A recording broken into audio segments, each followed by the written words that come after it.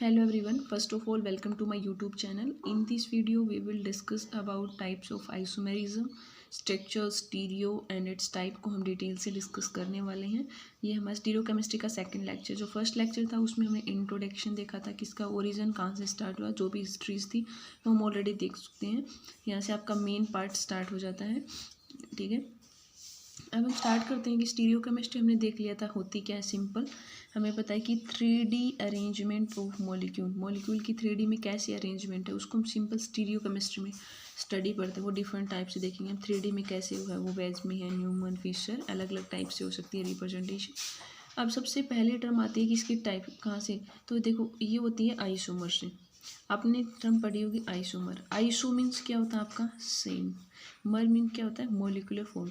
Isomers क्या होती हैं जिनका सेम मॉलिक्यूलर फॉर्मूला होता है बट डिफरेंट क्या होती हैं इनकी प्रॉपर्टीज़। जो प्रॉपर्टीज़ फिजिकल और केमिकल प्रॉपर्टी डिफरेंट होती हैं उस सिंपल टर्म को हम आइसोमर बोलते हैं। ठीक है, मॉलिक्यूलर फॉर्मूला सेम होता है, फिजिकल केमिकल प्रॉपर्टी डिफरेंट, तो वो आइसोमर होता है। फिर अपने आइसोमर के कुछ टाइप्स पढ़े होंगे।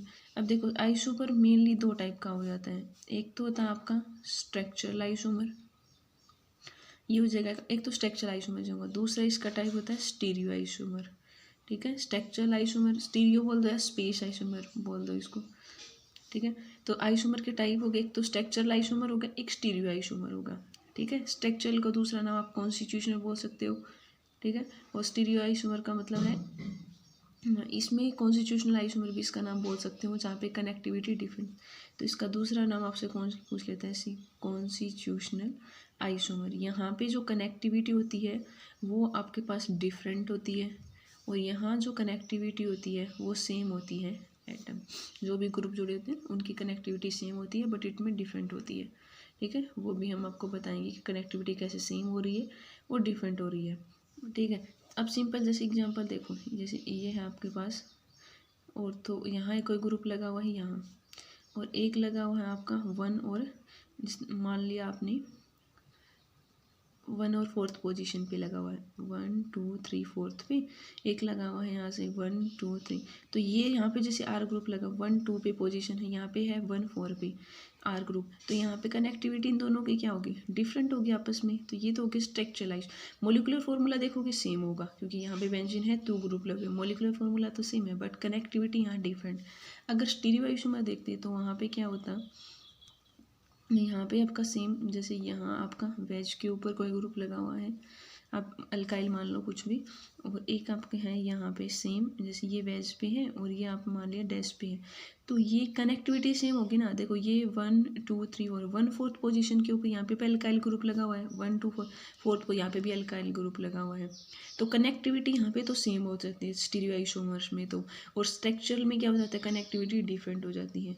यहाँ पे तो सेम तो है ही, बस ये डायरेक्शन अपोजिट है। यहाँ पे तो वेज है दोनों टुवर्ड्स द ऑब्जर्वर, और एक वेज है और एक बिलो है। जो ये डैश है, डैश का मतलब होता है towards the below the observer, जो अवे फ्रॉम द ऑब्जर्वर से दूर जा रहा है, और ये टुवर्ड्स द ऑब्जर्वर है।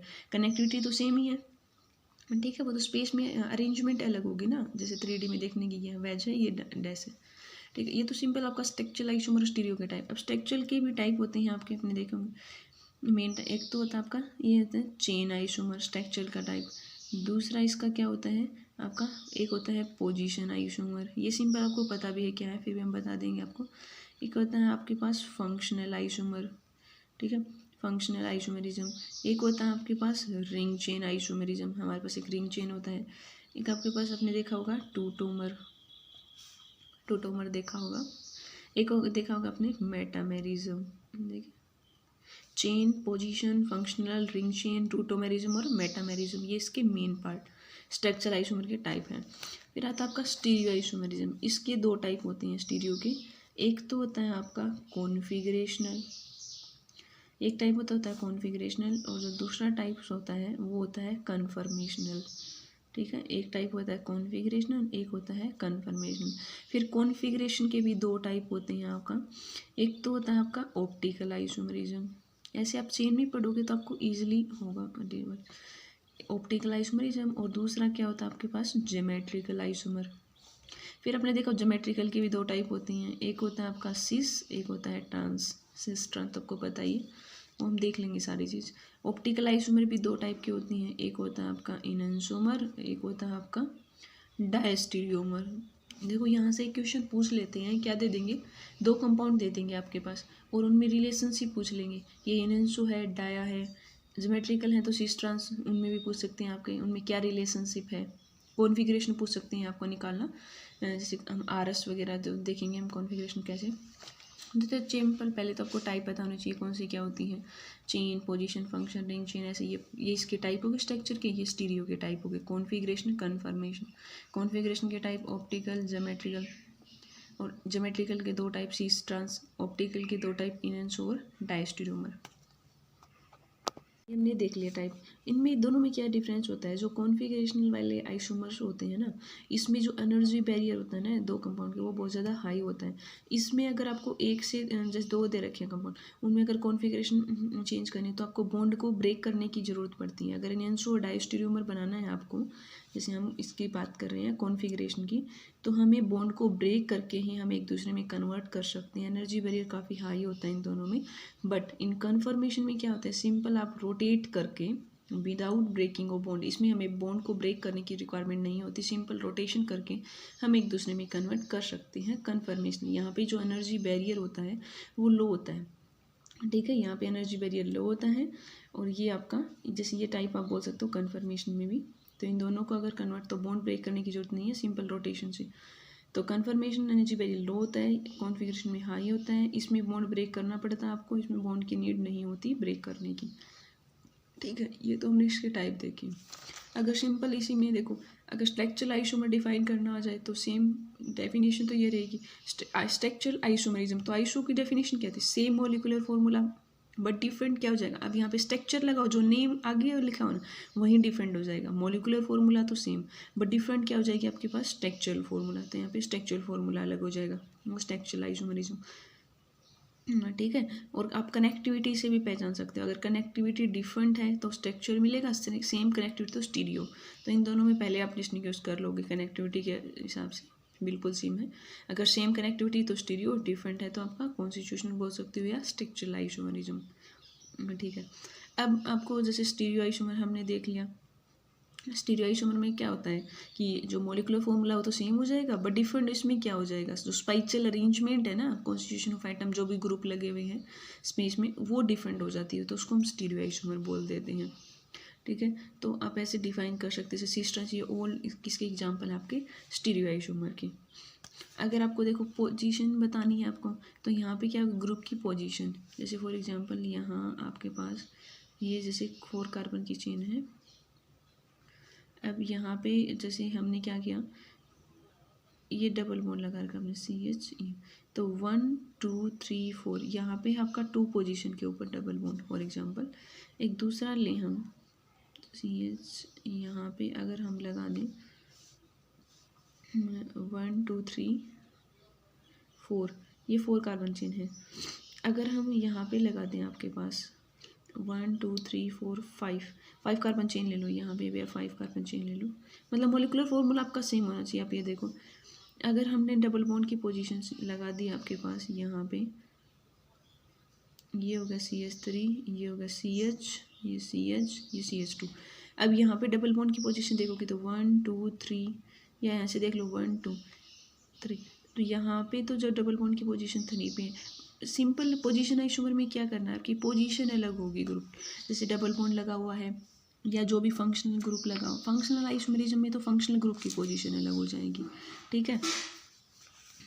और इसमें क्या हो जाएगा फंक्शनल ग्रुप में, अब जैसे हमने कोई भी ये ले लिया, अब ये ग्रुप है CH3 CH, ये है CH3, एक ग्रुप हमने लगा दिया यहाँ पे, जैसे हेलोजन यहाँ लगा हुआ है, और सेकंड हमने ले लिया एक CH है और एक यहाँ पे होगा CH2 यहाँ से, तो यहाँ पे तो इन दोनों में क्या हो गया पोजीशन का, ये तो 2 पोजीशन पे लगा हुआ, यहाँ पे 1, तो पोजीशन पे डिफरेंट होता है, ठीक है। वो तो आपका आ जाता है कंडीशन ऑफ पोजिशनल आइसोमरिज्म में। जैसे आप इस वाले एग्जांपल को भी समझ सकते हो, जैसे आपने ये है यहाँ पे एक CH3 लगा हुआ है, यहाँ CH3 है एक, और एक हमने लगा दिया पोजीशन यहाँ पे, ये 1 2 पोजीशन पे, ये 1 3 पे लगा दिया फॉर एग्जांपल, तो ये क्या आपस में क्या हो जाएंगे, ऑर्थो वाला है ये मेटा, ये दोनों आपस में positional isomerism, molecular formula same है बट यहाँ पे डिफरेंट किस में है, पोजीशन में, तो ऐसे को डिफरेंट ग्रुप लिख सकते हो। फंक्शनल आइसोमरिज्म में क्या होता है, फंक्शनल ग्रुप में डिफरेंस आ जाएगा, जैसे जैसे ये आपका CH3 CH2OH, और दूसरा इसी का एक ग्रुप लगा दें, अगर ऑक्सीजन को हम बीच में ले लें जैसे CH3OC, तो फंक्शनल ग्रुप ये तो अल्कोहल है, ये ईथर है। मॉलिक्यूलर फॉर्मूला देख लो, दोनों का सेम है। ये कितने हैं, 2 कार्बन है C2, और कितने हाइड्रोजन है 6O। यहाँ पे भी देख लो 1 2 2 कार्बन, 3 2 5 एक 6 S6O। तो मॉलिक्यूलर फॉर्मूला दोनों में सेम है, बट डिफरेंट किस में है, फंक्शनल ग्रुप अलग हो गया। तो फंक्शनल आइसोमरिज्म, अगर आपको मेटा आइसोमेरिज्म डिफाइन करना है तो वो अराइज किससे होता है आपका, ड्यू टू डिफरेंस। यहाँ पे जो एटीएच होता है ना, जो मेटामेरिज्म होता है वो अराइज होता है due to the difference in the distribution, जो एटम के हम लिंक, जो आइदर एटम साइड से, जैसे आपका यह O ग्रुप लगा हुआ है चेन से, या नाइट्रोजन है, या सल्फर है, या CW, इसकी साइड चेन में अगर डिफरेंस कर रखा है आपका, तो मेटामेरिज्म की कंडीशन में चला जाता है वो। ठीक है, ये इन ग्रुप का होना चाहिए। जितने भी मेटामर होते हैं ना वो सारे पोजीशन आइसोमर होते हैं, इनमें भी ग्रुप में ही हम चेंज करते हैं। ठीक है, मेटामर सारे आइसोमरिज्म होंगे, बट इसका वाइस वर्सा क्यों नहीं होता, जितने भी पोजीशन आइसोमर है वो जरूर नहीं है कि आपका मेटामर हो, बट जो पोजीशन मेटामर है वो सारे आपके पोजीशन आइसोमर होंगे, तो आपको ध्यान रखना चाहिए। ठीक है, तो ये आप देख सकते हो ऐसे, जैसे इसका एग्जांपल सिंपल, जैसे O वाला भी देख सकते हो, जैसे ये है CH3 CH2 और यहाँ पे आप कोई ग्रुप ले लो, जैसे OCH3 है। अब एक और ग्रुप आपने, जैसे यहाँ पे तो O की साइड में अटैचमेंट, यहाँ पे कितने 3 एटम है एक साइड, यहाँ पे 1 है।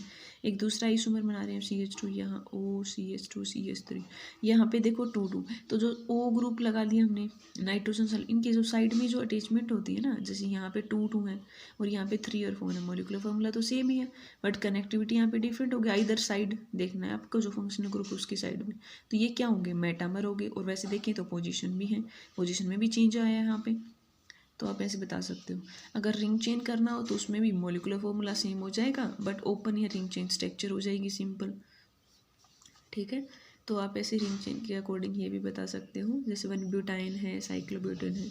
और टोटोमेरिज्म क्या होता है, जैसे टोटोमेरिज्म देख, ये एक स्पेशल टाइप होता है वैसे फंक्शनल आइसोमेरिज्म का ही, जिसमें आइसोमर है ना एग्जिस्ट करता है साइमल्टेनियसली, डायनेमिक इक्विलिब्रियम में होता है एक दूसरे के साथ। जैसे आप कीटोइनोल टोटोमेरिज्म हमने देखा होगा फेमस, जो आइसोमर इन्वॉल्व होता है ना टोटोमेर में, वो जनरली डिफरेंट होता है एक दूसरे से, उसमें पोजीशन जो पॉइंट ऑफ अटैचमेंट होती है ना उसमें डिफरेंस हो जाता है। जैसे कीटोइनोल टोटोमेरिज्म देखते हो आप सिंपल, जैसे ये देखो आप, ये CH3 C11O CH2 C11O CH3, ये एग्जांपल है, ये है आपका कीटो हो। ये डायनेमिक इक्विलिब्रियम में क्या 1-3 माइग्रेशन ऑफ प्रोटोन, यहाँ पे 1-3 माइग्रेशन होता है प्रोटोन का। तो यहाँ पे आप देखोगे जैसे 1 2 3 है, जैसे सिंपल ले लो 1 2 3 4, ऐसे मतलब चेन तो कुछ अपने अपने अकॉर्डिंग मान सकते हो। अब यहाँ पे क्या होगा, जैसे ये डबल बॉन्ड है यहाँ पे आएगा, ठीक है, या इस H2 में एक H2 या, अब हम क्या करेंगे, तो यहाँ पे करोगे तो आप जैसे ये डबल बॉन्ड यहाँ आ जाएगा, तो यहाँ O नेगेटिव और ये H वाला, तो ये 1-3, ये इस वाला H यहाँ पे ट्रांसफ़र हो जाता है,